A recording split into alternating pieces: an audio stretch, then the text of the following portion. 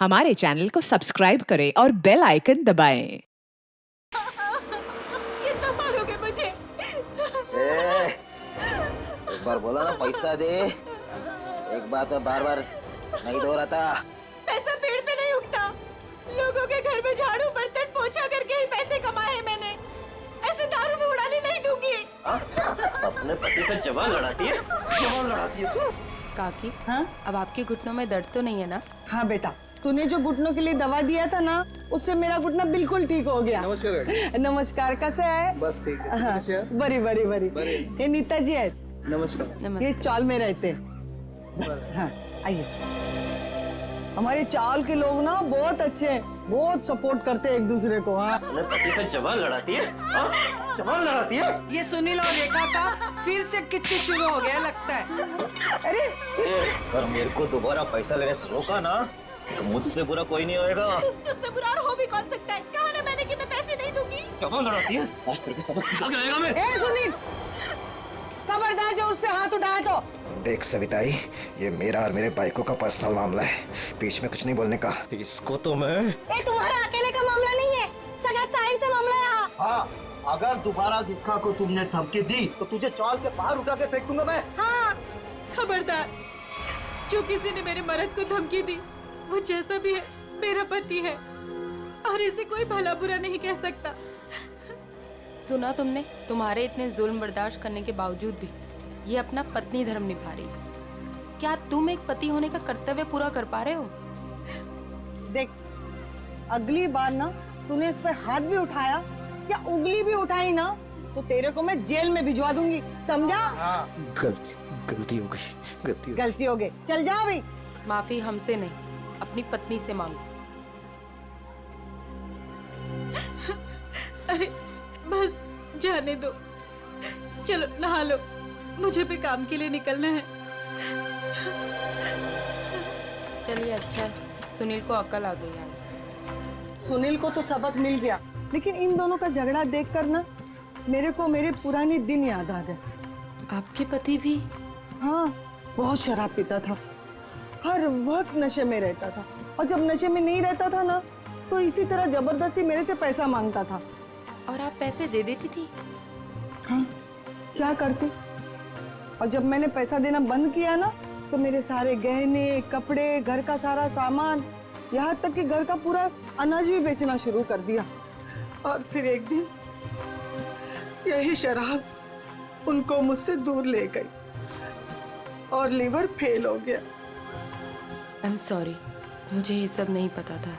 अब आपके पति के बाद आपके घर में कौन कौन है? मेरे 2 बच्चे थे, अनुज और कशिश। भगवान भी इतना निर्दयी है ना, एक एक्सीडेंट में मेरे 2 बच्चों को मुझसे छीन लिया। मैं समझ सकती हूँ कि अपने को खोने का गम क्या होता है। हौसला रखिए, आने वाले दिन खुशियाँ ही खुशियाँ लेकर आएंगे। कल की इसी उम्मीद पे तो मैंने ये एनजीओ की स्थापना की थी, और चाल के सारे परिवार वालों को मैंने अपना परिवार माना। काकी, आप बहुत ही नेक काम कर रही हैं। अच्छा अभी रहने दे, ज्यादा तारीफ मत कर मेरी। हाँ चल अंदर चल, मैं तेरे को ना गरम गरम चाय पिलाती हूँ। हाँ अरे नहीं काकी, मुझे ना लेट हो रहा है और आज ही मुझे कॉलेज भी जाना है अपने थीसिस का फॉर्म भरने। तो हम शाम को मिलते हैं चाय पे। पक्का ना? संभल के जाना। हाँ? आज तो बहुत लेट हो गई।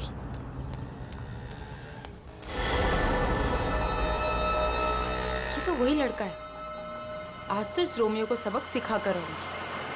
हेलो ओए मिस्टर, हेलो, रुक, कब से मेरा पीछा कर रहा है? रुक, भागता कहाँ है? रुक। भाग गया, पता नहीं कहाँ कहाँ से आ जाते हैं। पर सविताई, मुन्नी को स्कूल भेजकर क्या फायदा? बाद में उसे शादी करके चूल्हा चौका तो संभालना है। यही तो गलत मानसिकता है उर्मिला। शिक्षा ग्रहण करने के लिए जितना अधिकार लड़कों का है ना, उतना ही लड़कियों का भी है। आज हमारे देश में ज्यादातर परिवारों में महिलाएं उतना ही आर्थिक सहयोग देती है जितना कि पुरुष। क्यों नीता, मैंने ठीक कहा ना? बिल्कुल कहा।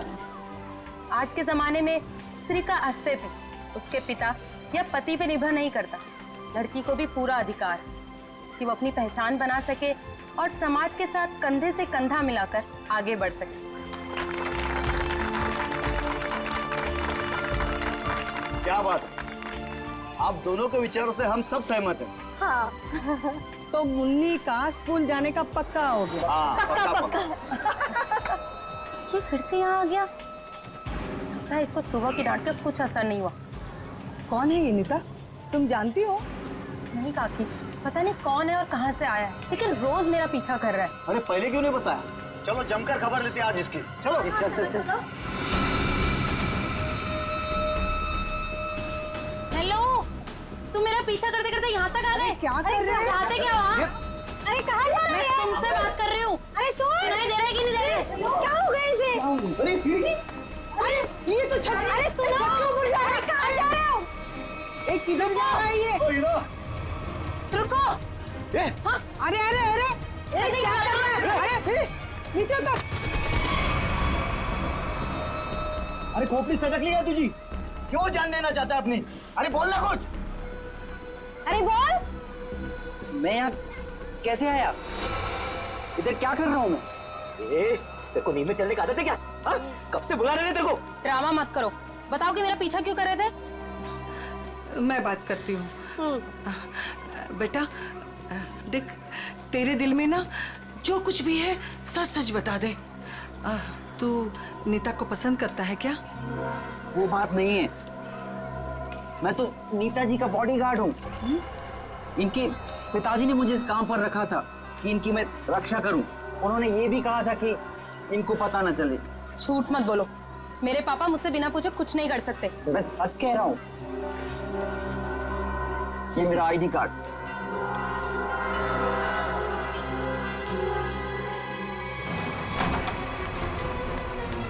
अरे नीता बिटिया, अरे अभी हम तुम्हारे बारे में ही बात कर रहे थे। नमस्ते। नमस्ते बेटा। क्या बात है बेटा, अंकल से नमस्ते और पापा से हेलो हाय कुछ भी नहीं? मैं आपसे बहुत नाराज हूँ। ऐसा मैंने क्या कर दिया? आप जानते हैं ना कि मैं मंगलावाड़ी चौल में अपनी रिसर्च कर रही हूँ।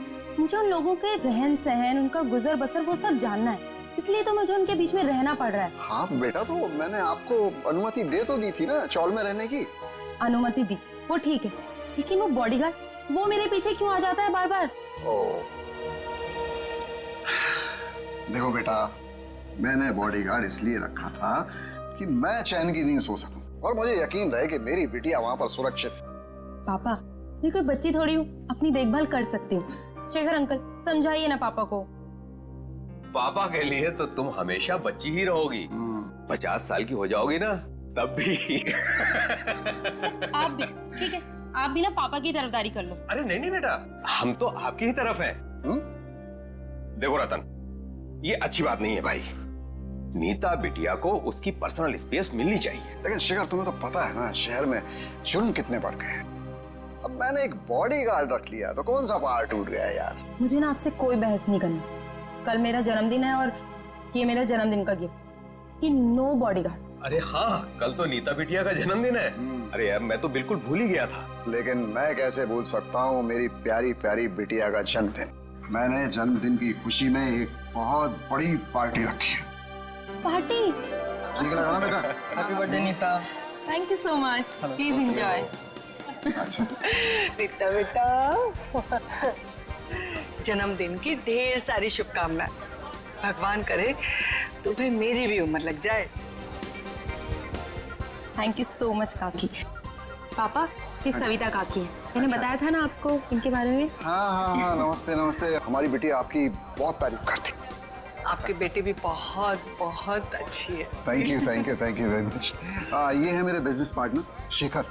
नमस्ते। नमस्ते, आपसे भी मिलकर बहुत खुशी हुई। मुझे भी बहुत खुशी हुई आपसे मिलकर। Ankit, many happy returns of happy birthday. Thank you so much.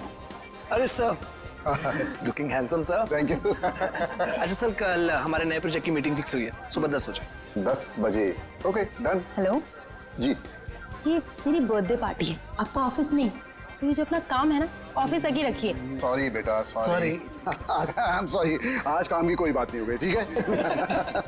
चलो अब केक काटे। पापा बस एक मिनट, छोटा सा सरप्राइज है। रामू, श्याम, जल्दी से सारे मेहमानों के चश्मे ले आओ। चश्मे? चश्मे?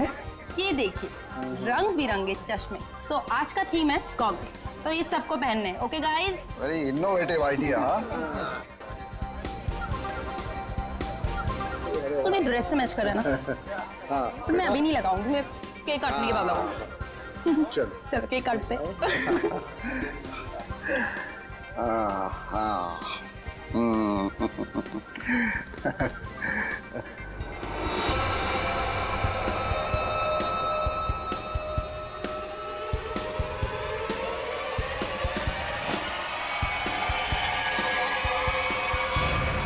गन?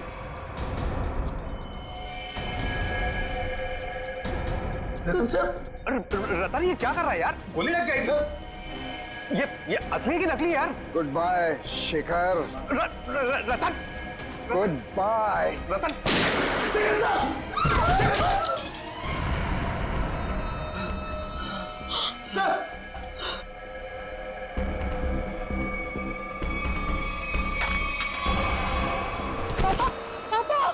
पापा, ये तो बेहोश हो गए।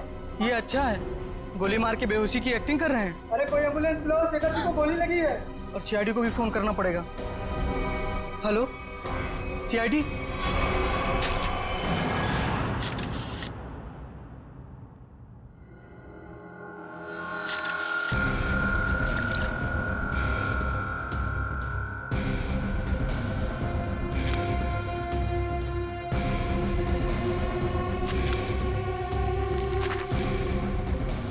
गोली सीधे सीने पे मारी गई है।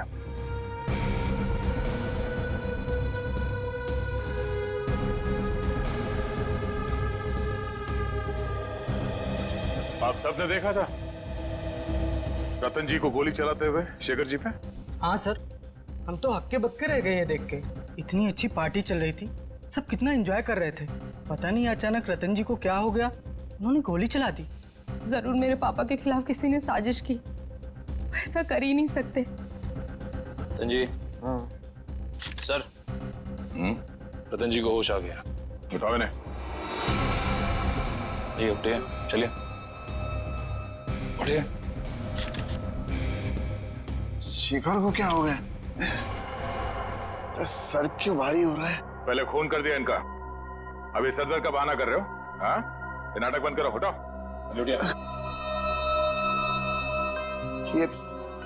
ये आप क्या कह रहे हैं?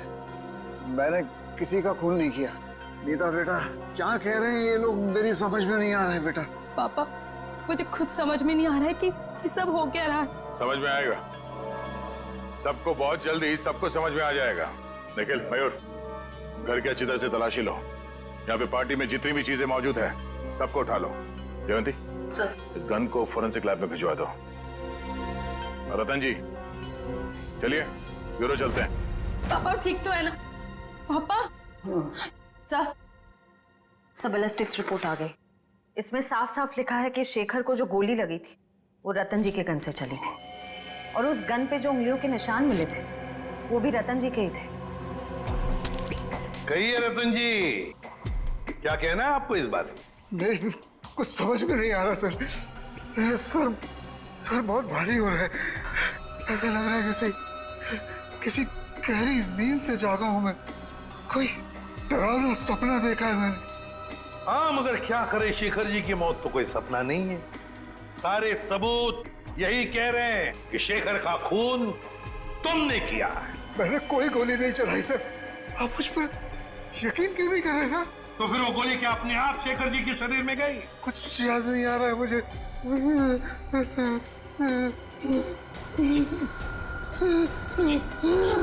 जी, मैंने कहा था ना आपसे कि मेरे पापा दिल के मरीज हैं, मुझे टेंशन मत दीजिए। सर, मैं एम्बुलेंस को फोन करता हूँ। नहीं, अपनी गाड़ी में लेकर चलो, हॉस्पिटल में एडमिट करो जल्दी। चलिए।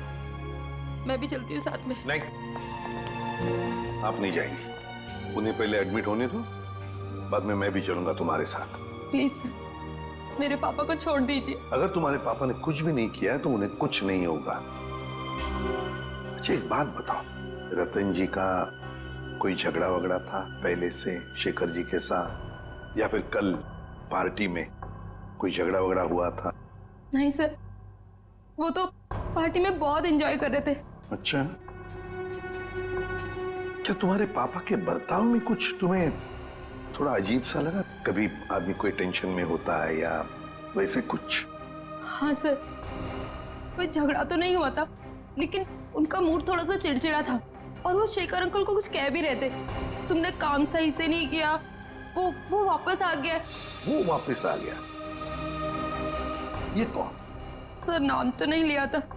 अच्छा, ये बातचीत कब हुई थी दोनों के बीच? कल हुई थी, एनजीओ से लौटने के बाद। एनजीओ? कौन सा एनजीओ है ये? मेरी बड़ी बहन सानिया की मौत के बाद पापा ने एक एनजीओ खोला था, जहाँ पे हम गरीब लोगों को रोटी, कपड़ा और रहने के लिए छत देते हैं। कहाँ है ये एनजीओ? नमस्कार साहेब, मी कपिल, यहाँ एनजीओ मैनेजर आहे। आप ये बताएंगे कि इस एनजीओ में आप कब से काम कर? पहले दिन से, जब रतन जी ने सानिया मैडम की याद में इस एनजीओ की स्थापना की थी। फिर तो आप काफी करीब से जानते होंगे शेखर जी और रतन जी को। हाँ जी, एनजीओ में काम करने वाले सभी लोगों को अपना परिवार का सदस्य मानते थे। हमेशा आकर हमसे हमारे सुख दुख के बारे में पूछते थे और अपने सुख दुख बांटते भी थे। ये तो बहुत अच्छी बात है। फिर तो आप ये भी जानते होंगे कि शेखर जी और रतन जी के बीच में किस बात को लेकर टेंशन चल रही थी? नहीं साहब, ऐसा कहीं ना थे। वो दोनों बिजनेस पार्टनर कम और भाई समान ज्यादा थे। भाई समान थे? तो फिर रतन जी ने शेखर जी का खून क्यों कर दिया? जरा दिमाग पे जोर डालिए और सोच के बताइए कि शेखर जी और रतन जी के बीच में कुछ झगड़ा हुआ था या कुछ बहस हुई थी? ऐसा कई साले न होते। लेकिन रतन जी की बेटी बता रही थी कि रतन जी और शेखर जी आपस में कुछ बातें कर रहे थे कि कोई आया है। कौन वापस आया है, कुछ पता है आपको? हाँ, वो ये दोनों यहाँ बात कर रहे थे इसके बारे में, जब मैंने उस अजीब घटना के बारे में बताया उन्हें। अजीब घटना? कैसी अजीब घटना? कुछ दिन पहले एक आदमी ने मुझे फोन किया था, कहा शेखर जी और रतन जी ने उसे काम पे रखा है और उसने अपना अपॉइंटमेंट लेटर मेल किया कंपनी के लेटरहेड पे, प्लीज चेक कर लीजिए। दूसरे दिन से वो काम पे आने लगा और सब फाइलें वगैरह चेक करने लगा। कौन सी फाइलें चेक कर रहा था? सारी फाइलें, टैक्स की फाइलें, अकाउंट्स की फाइलें, और हाँ, रतन जी और शेखर जी के जिंदगी के बारे में काफी सवाल पूछे। फिर क्या, बस लंच ब्रेक में खाना खाने के बहाने बाहर चला गया और वापस ही नहीं आया। जब भी मैंने इस घटना के बारे में दोनों बॉसेस को बोला तो उन्होंने कहा कि हमने किसी को काम पे रखा ही नहीं है। इतनी मेहनत करके आया था पूछताछ करने के लिए, जरूर इस जुर्म में उसका हाथ है। शेखर जी ने रतन जी को कहा कि वो वापस आ गया है, तुमने अपना काम बरोबर किया नहीं है। इस आदमी का चेहरा तो देखा था ना आपने, हमारे लिए स्केच बनवाई। साहिब, दरअसल बात यह है कि उस दिन मैं अपना चश्मा घर में बुलाया था और चश्मे के बगैर मुझे तो कुछ दिखता ही नहीं है। सामने कुर्सी पड़ी की गाड़ी पड़ी, मेरे को वो भी नहीं दिखता। सर, एक बात तो तय है, ये जरूर इन दोनों के अतीत से जुड़ा हुआ ही कोई आदमी है। एग्जैक्टली, इसीलिए तो बड़ी आसानी से इस अनजान आदमी को उन्होंने पहचान लिया। इस नए मोहरे से जल्द मिलना होगा। सर, हाँ, पता चला एनजीओ से किसका फोन था जिसकी वजह से इन दोनों के बीच में अनबन हो गई? सर, एनजीओ वालों को उसका नाम तो नहीं मालूम, लेकिन उनका कहना था कि कोई आदमी आया था, अनजान आदमी, जो काफी सवाल जवाब कर रहा था वहां। यह आदमी जरूर रतन ने जो अपने बेटी सानिया के नाम पे एनजीओ चलाया उसी से संबंधित है। रतन और शेखर दोनों इस आदमी के बारे में जानते थे और इसीलिए इन दोनों के बीच में बहस हो गई। सर, कहीं ये जो भी चीजें हो रही हैं, इन सबका संबंध सानिया की मौत से तो नहीं? नीता, बेटा एक बात बताओ, तुम्हारी बहन की मौत कैसे हुई? दीदी ने आत्महत्या की थी। क्यों? मालूम नहीं। मालूम नहीं मतलब? मैं उस वक्त हॉस्टल में थी, घर पे क्या हो रहा है क्या नहीं, सबसे अनजान। अच्छा, जब आपकी बहन ने आत्महत्या की तो उस वक्त क्या आप हॉस्टल में थी? उस वक्त तो मैं घर पे थी, छुट्टियां मनाने के लिए आई थी। मुझे आज भी वो दिन याद है, जब मैं और पापा मॉल से शॉपिंग कर आई और जैसे ही पापा ने दरवाजा खोला। सानिया बेटा, सानिया! सानिया!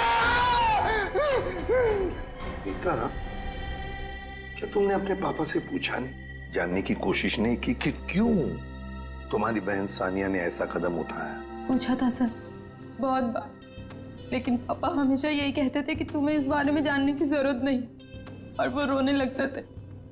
इसलिए मैंने इस बारे में कभी उनसे बात नहीं की। मगर किसी को तो पता होगा ना क्या तकलीफ थी सानिया को? कोई खास दोस्त न कोई तो? आया जी थी, वो हमेशा उनके साथ रहती थी। उसकी जिंदगी के पहले दिन से लेके आखिरी दिन तक वो हमेशा दीदी के साथ रही है। जी, ये आया रहती कहाँ है? उसी चौल में जहाँ मैं रिसर्च कर रही हूँ। अभी भी पापा उनकी तनख्वाह हर महीने बराबर पहुँचा देते। क्या चल रहा है तुम्हारा? अभी तक गिनती चालू है? आई एम सॉरी सर, पता नहीं क्यों मगर मुझे एक चश्मा कम लग रहा है। एक चश्मा कम लग रहा है मतलब? सर पार्टी में 20 लोग आए थे। हाँ। मैं कम से कम 5 बार गिन चुका हूँ, हर बार 19 चश्मे बता रहे। तो फिर एक चश्मा कहाँ गया? पता नहीं सर। जी बिल्कुल सही कह रहे हैं, जो चश्मा मेरे पापा ने पहना था वो तो इसमें है ही नहीं। पापा का चश्मा कहाँ गया? सर हो सकता है जब पापा बेहोश हुए हो तो कोई लेकर चला गया हो।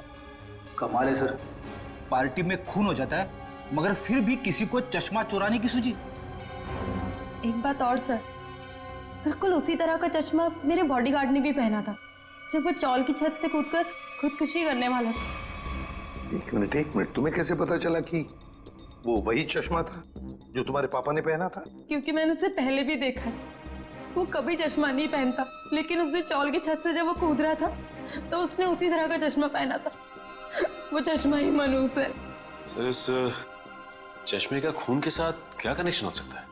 सचिन, कोई ना कोई कनेक्शन तो जरूर है। कुछ ना कुछ तो गड़बड़ है, कुछ ना कुछ तो गड़बड़ है इस चश्मे को लेकर। क्या नीता, क्या हमारे लिए तुम्हारे पिताजी के गॉगल का जो डिजाइन है वो बनवा सकती हो हमारे स्केच आर्टिस्ट से? जरूर सर। उन दोनों को कनेक्ट कर दो।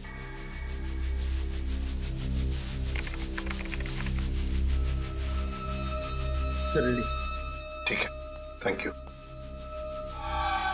कमाल का डिजाइन है ये इस चश्मे का। सर ये चश्मा तो कस्टम मेड लगता है, क्योंकि रेडीमेड चश्मों की डिजाइन ऐसी नहीं होती। हाँ श्रेया, ये ऑर्डर देख के, डिजाइन देख कर बनाया गया चश्मा है ये।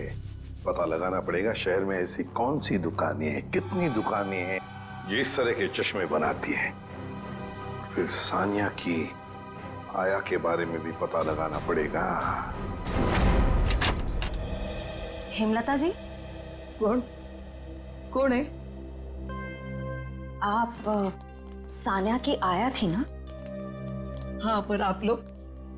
देखिए हम सीआईडी से। सीआईडी? माफ करना माँ जी, हम लोग ने आपको परेशान किया।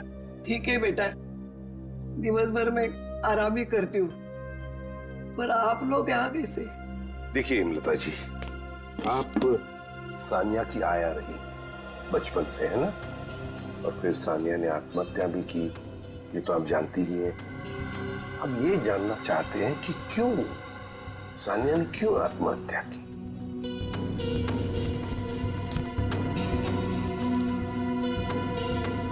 बहुत दिनों बाद इन बूढ़ी आंखों को आप लोगों ने नम कर दिया। हम आपका दुख समझते हैं। मैं हूँ जिम्मेदार, मैं हूँ। या तो रतन जी को मैंने मनाना चाहिए था उस रिश्ते के लिए, वरना सानिया को मजबूर करना चाहिए था वो लड़के को भूलने के लिए। लड़का? कौन लड़का? जिससे वो प्यार करती थी। प्यार करती थी? अच्छा, तो फिर हुआ क्या? वही अमीर गरीब लड़का गरीब था ना। एक दिन अचानक वो लड़का कहीं दूर चला गया। महीनों इंतजार करती रही सानिया, न खाती थी न पीती थी। वो अपने बंद कमरे में रोती रहती थी। वो लड़का कौन है, कहाँ रहता है, क्या उसका कोई टेलीफोन नंबर वगैरह है आपके पास? नहीं, सानिया ने कभी उसका नाम या पता नहीं बताया अभी। चल ठीक है, कोई बात नहीं। सॉरी, हमने आपको बहुत तकलीफ दी। आराम कीजिए। सर, सोच रही हूँ दया सर के लिए एक चश्मा ले लूँ। दया का बर्थडे आने वाला है क्या? नहीं सर, वो हमेशा ना मुझसे उखड़े उखड़े रहते हैं, इसीलिए। अच्छा, गिफ्ट देके उनको खुश करना चाहती हो? नहीं सर, उन पे बहुत अच्छा लगेगा, इसलिए। बाद में देखते हैं। Excuse me. जी कहिए, किसके लिए चश्मा दिखाऊं? एक मुजरिम के लिए। मुजरिम के लिए चश्मा? मैं कुछ समझा नहीं। जरा ये डिजाइन देखो चश्मे की। ये आपने ही बनाया था? जी हाँ, आपको पसंद है? आप लोगों के लिए भी बनवा दूं? नहीं नहीं, आप हमें माफी कीजिए। आपका बनाया हुआ ये चश्मा पहनकर लोग उल्टी सीधी हरकतें करने लगते हैं। कोई छत पे पहुंच जाता है छलांग लगाने, तो कोई किसी को गोली मार रहा है। क्या मजाक कर रही हैं आप? ये सब मेरे चश्मे की वजह से हो रहा है? हम मजाक के मूड में नहीं है। सीआईडी? अब जरा ध्यान से बताओ, किसके लिए बनाया था ये? एक मिनट सर। सर, ये कोई अभिषेक नाम का आदमी था।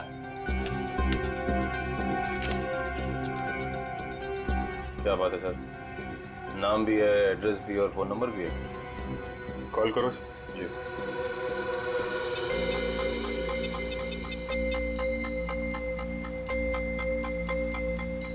सर, नंबर गलत है। गलत? लगता है एड्रेस भी गलत है। दिल दरिया कॉलोनी। दिल दरिया कॉलोनी कभी सुना है आपने? कहीं कहाँ पे है मुंबई में? सॉरी सर, मैंने एड्रेस ठीक से देखा नहीं था। आंखों का बिजनेस करते हो तुम? आदमी को तो देखा होगा ठीक से? दरअसल सर, मैं उस वक्त दुकान पर नहीं था।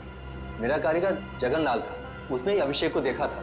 बुलाइए जरा ये जगनलाल जी को। जगनलाल जी साहब, ये लोग सीआईडी से हैं। जरा इन्हें बताओ, ये खास डिजाइन वाला चश्मा किसने बनवाया था? साहब, वो बड़ा ही अजीब आदमी था।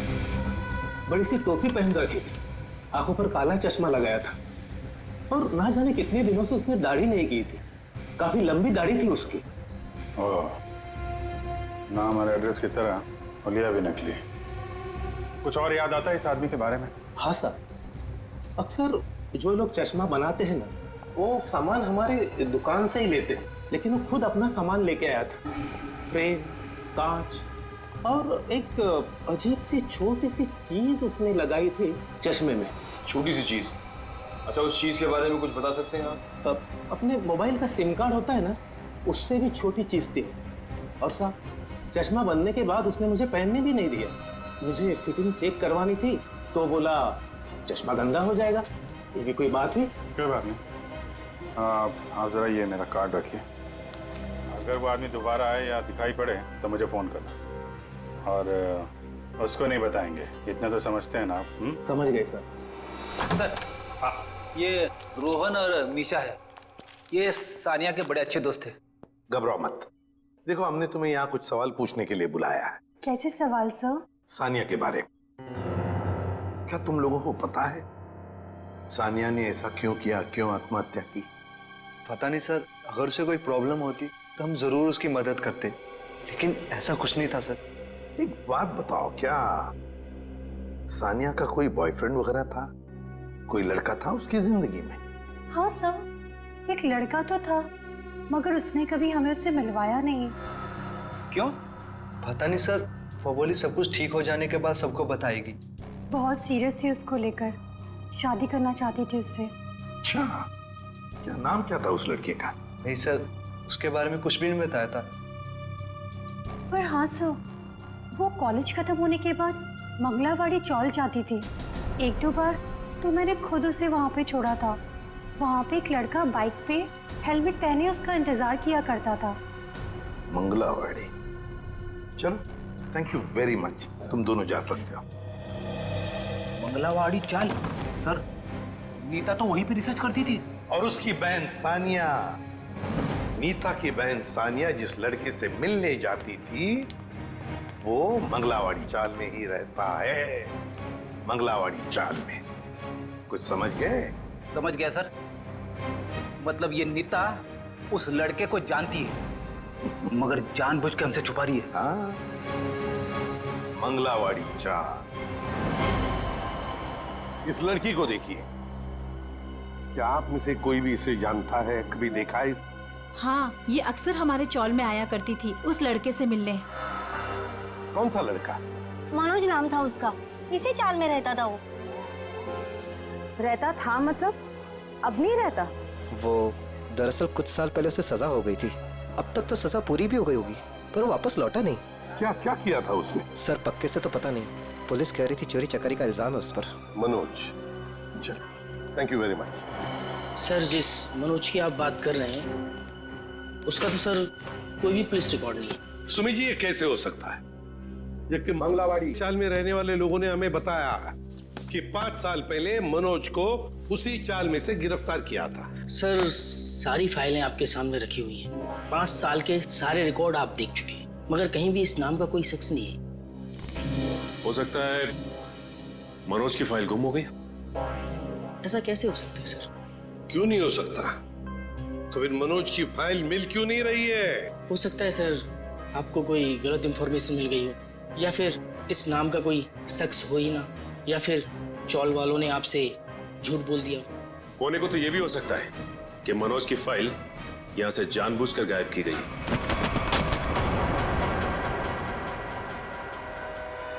रवि जी, क्या हुआ? तबीयत बिगड़ गई क्या? ये अचानक पसीना क्यों आने लगा? अरे कांपने क्यों लगे तुम?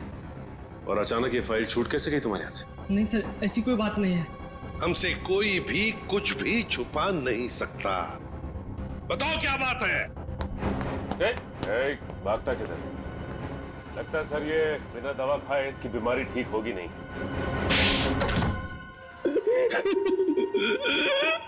सर मुझे माफ कर दीजिए, मेरे पैसों के कारण मैंने उसकी फाइल जला दी।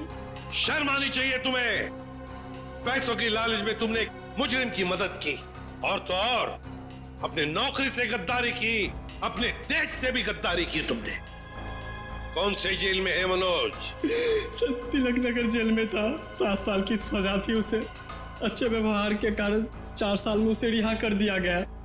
सर अगर वो अच्छे बर्ताव के लिए रिहा हो ही रहा था तो फिर रिकॉर्ड नष्ट करने के लिए उसे घूस देने की क्या जरूरत थी? सचिन, शेखर और रतन, इन दोनों के बीच में जो बहस हुई थी उसमें शेखर बोल रहा था कि वो वापस आया है, तो फिर जरूर वो मनोज के बारे में बात हो रही थी। सर उस चश्मे वाले का फोन। हाँ सर, मैं जगन्नाथ चश्मे वाला। सर अभिजीत सर का फोन नहीं लग रहा था, इसलिए मैंने आपको फोन किया। हाँ बोलिए। सर वो आदमी फिर आया था चश्मा बनाने। अब इस वक्त कहाँ है वो आदमी? सर वो जाते वक्त फोन पे बात कर रहा था, कह रहा था कि किसी विद्युत नगर जा रहा है, सेक्टर 5। विद्युत नगर? नीता भी तो विद्युत नगर में रहती है। माय गॉड, मतलब नीता की जान को खतरा है। हाँ एसीपी सर, हम नीता के घर पहुंच गए हैं।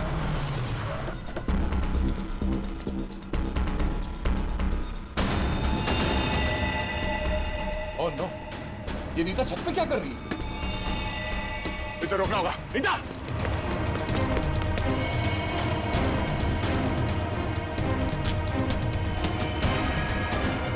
नीता!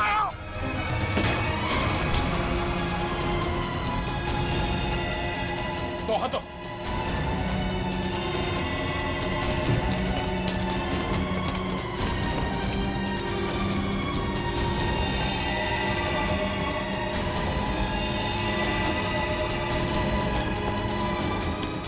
पकड़ो। आ जाओ। मयूर, चश्मा। ये क्या कर रही थी तुम? अपनी जान क्यों दे रही थी? जान दे रही थी? मैं क्यों अपनी जान दूंगी? तुम छत पे क्या करने आई थी? छत पे? मैं छत पे क्या कर रही हूँ? मुझे कुछ याद नहीं आ रहा। मैंने वो चश्मा पहना था और पता नहीं, मेरा सर दर्द हो रहा है। सर इस केस में ये क्या हो रहा है? लोग अचानक खुदकुशी करने चले आते हैं। सारे हादसों में एक चीज कॉमन है, ये चश्मा। ये चश्मा पहनने से पहले क्या हुआ था वो तो याद है ना तुम्हें? हाँ सर। नीता, मुझे पता है तुम पर क्या बीत रही होगी, लेकिन तुम चिंता मत करो, सब ठीक हो जाएगा।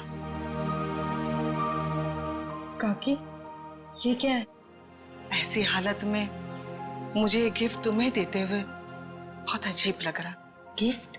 हाँ, तुम्हारा बर्थडे था ना, तो हमारे चौल के बच्चों ने अपने हाथों से बड़े प्यार से तुम्हारे लिए गिफ्ट बनाया।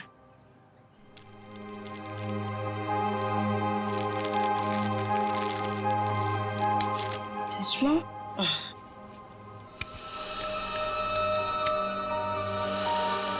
ये सविता जी कौन? सविता जी मंगलवाड़ी चौल में रहती हैं। बड़ी नेक औरत है।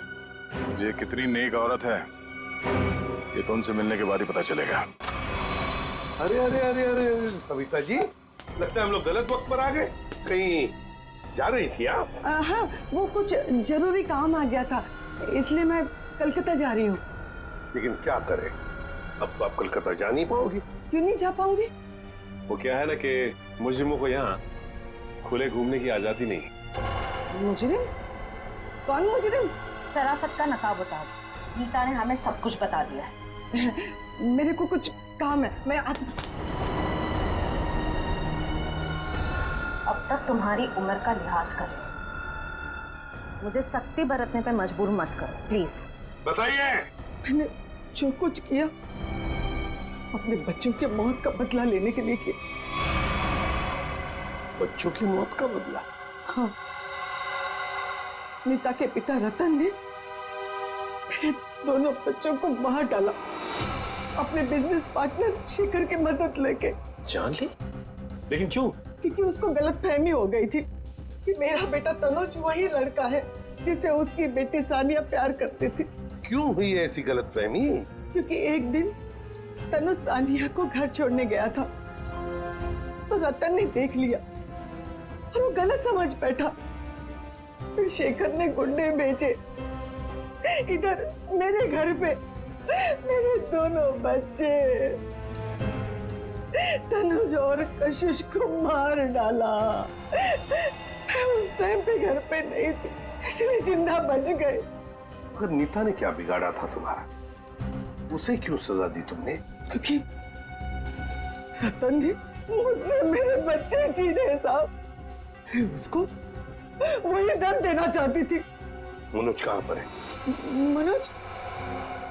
कौन मनोज? वही मनोज जिसने तुम्हें बदला लेने में मदद की थी। साहब मेरे को नहीं मालूम। बताना तो पड़ेगा ही। ये जादू वाला चश्मा कहाँ से बनवाया?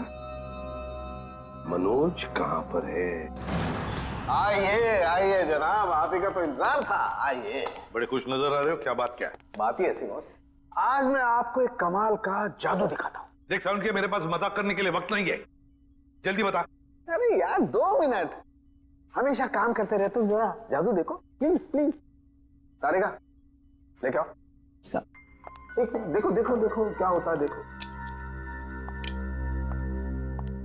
ये लीजिए। Very good. सचिन यार तुम ये जरा चश्मा पहन लो। चश्मा? लेकिन मैं ही क्यों सर? अरे पहनो पहनो, मैं हेल्प करता हूँ तुम्हारी। अब सचिन जरा ध्यान से देखो और बताओ कि ये चश्मा वहां से ला करके किसने दिया? अरे सर कैसी बात करते हैं? तारिका ने। नहीं सचिन, गौर से देखो, ये चश्मा वहां से उठा करके तारिका नहीं श्रेया लेकर के आई। मैं? अरे सर कैसी बात कर रहे हैं आप? आपके सामने जो खड़ी है वो तारिका है और जो यहाँ खड़ी है वो श्रेया है। सचिन जरा गौर से देखो और फिर बताओ, तुम्हारे सामने जो खड़ी है वो तारिका नहीं है, वो श्रेया है। सचिन। हाँ सर, मेरे सामने जो खड़ी है वो श्रेया है।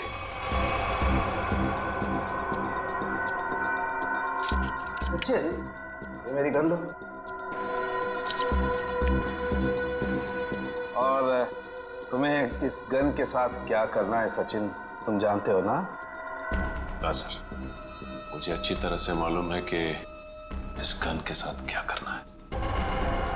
सड़के कुछ नहीं होगा। सड़के ऐसी मजाक मत कर प्लीज बिलीव मी। हाँ सचिन, तो पता है ना तुम्हें क्या करना है इस गन से? हाँ सर, पता है।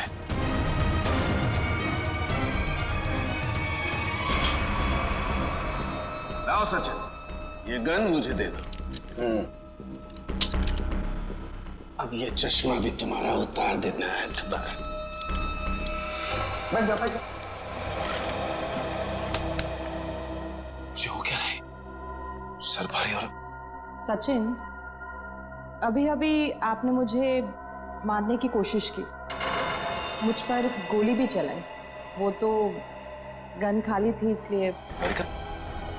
ये तुम क्या कह रही हो? मैं तुम्हें मारने की कोशिश क्यों करूंगा? मैं तुम्हें गोली क्यों चलाऊंगा? रिलैक्स रिलैक्स, मैं बताता। बस ये बहुत ही स्पेशल चश्मा है। इस चश्मे में एक डिवाइस लगी हुई, एक ऐसा यंत्र जिसकी वजह से जो इंसान इस चश्मे को पहनता है वो सम्मोहित हो जाएगा। Hypnotize। और ये नैनो डिवाइस है जो वॉइस रिकॉर्ड करता रहता है। तो जिस इंसान ने चश्मा पहना है उससे ये बताता रहता है कि उसे एग्जैक्टली करना क्या है। आपने जो मुझ पर गोली चलाई वो भी इसी डिवाइस की वजह से। इसलिए वो आवाज आ रही थी। लेकिन ये आवाज हमें सुनाई क्यों नहीं दी? वो इसलिए क्योंकि वो आवाज बहुत ही ज्यादा धीमी है। बॉस, वो आवाज इतनी कम है कि बाजू में खड़ा इंसान भी वो आवाज सुन नहीं सकता है। और जैसे ही ये चश्मा उतारा जाता है, आदमी भूल जाता है कि उसने जब वो चश्मा पहना था क्या किया था उस वक्त। एग्जैक्टली। और इसीलिए रतन जी को ये याद नहीं था कि इन्होंने शेखर पे गोली चलाई। और उस बॉडीगार्ड को भी इसीलिए पता नहीं चला कि वो कब छत पर गया और कब छलांग लगाई। ये सारा इस मनोज का किया हुआ कर्म है। अब वो वक्त आ गया है जो मैंने अपनी पूरी जिंदगी में किया, वो सारे कर्मों का हिसाब होगा। अफसोस पाप का घड़ा पुण्य से भी भारी है, लेकिन मेरी जैसी औरत का जीने का कोई अधिकार नहीं है, कोई अधिकार नहीं है। उम्मीद करती हूँ अगले जन्म में अच्छा इंसान बनने की कोशिश करूंगी।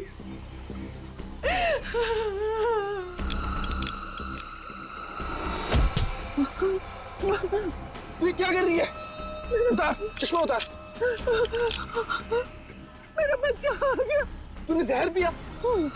आई, ये क्या किया तूने? मेरे को नहीं पता मैंने ऐसा क्यों किया। बेटा, मेरे को माफ कर दे, हमारे साथ इतना ही था। नहीं आई, आई नहीं, आई, आई, आई। जिस किसी ने भी तेरे साथ ऐसा किया है माँ, तेरी कसम उसे छोड़ूंगा नहीं मैं। अब पता चला किसी अपनों पर वो मौत का चश्मा लगाने के बाद कैसे लगता है। चलो अब तुम्हारी आंखों पे कानून का चश्मा चढ़ाते हैं। कहाँ भाग रहे हो? रुक, सचिन उधर से पीछे जाओ उसके।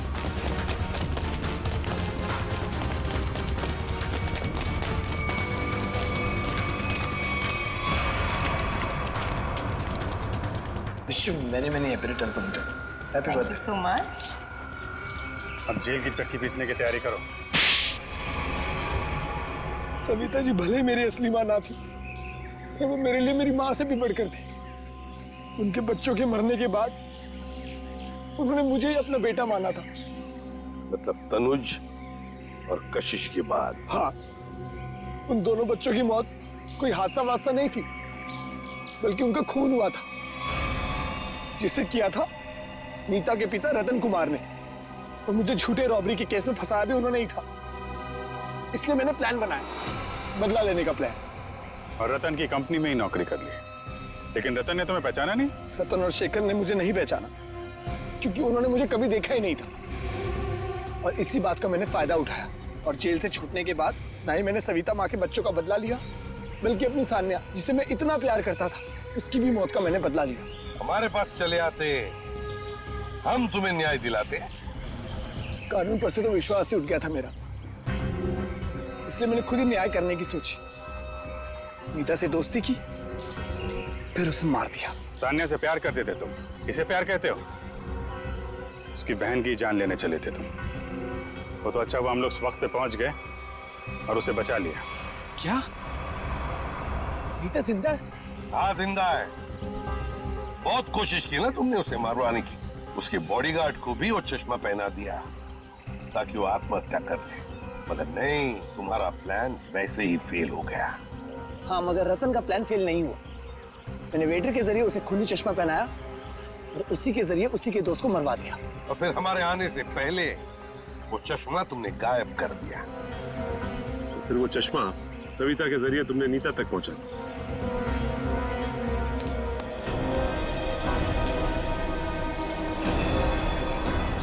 माँ, तू जिंदा है? मैं जिंदा हूँ। मेरे को माफ कर दो मनोज बेटा, ये सब कुछ मुझे सीआईडी को बताना पड़ा। इन्होंने जो कुछ भी किया हमारे कहने पे किया।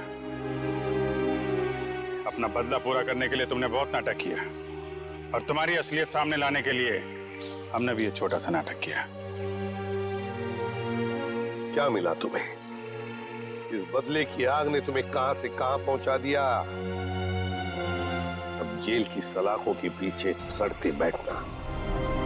कानून तुम्हें कड़ी से कड़ी सजा देगा, शायद फांसी ही होगी।